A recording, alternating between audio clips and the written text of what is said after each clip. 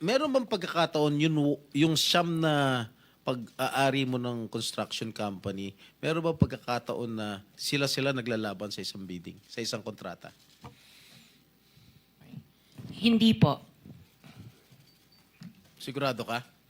Pag makakuha Yung ako ng record pagpapakaalam sa ko. DPWH na si St. Timothy, si St. Gerard, si Alpha Phi Omega, sino pa?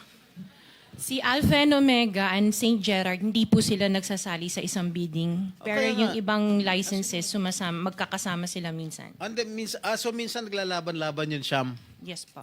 Oh, so that is not a legitimate bidding.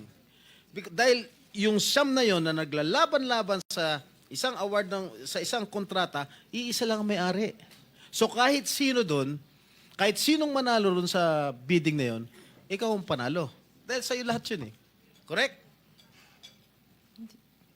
Tama? Hindi po, kasi iba yung may-ari ng mga companies. Oh, sus. Kasi sabi I'm mo just lang, concerned with Alpha and Miss Omega. Diskaya, Opo. kanina, sinabi mo Alpha Phi Omega lang ang sa'yo. Opo.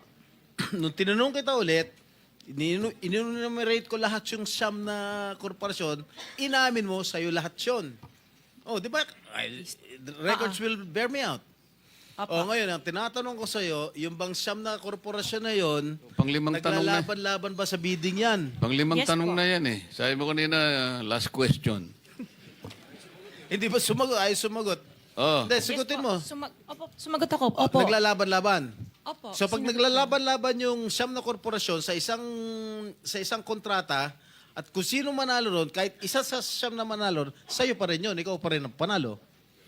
Correct? Opo. Oh. Senator Erwin, Ang tanong ang... very brief lang, baka Opo, tayo maano ang sa sagot panahon. po, Ha? ang sagot po dyan, Senate Pro Temp, nagbibiding-bidingan. Anyway, matanong ko lang po sa COA,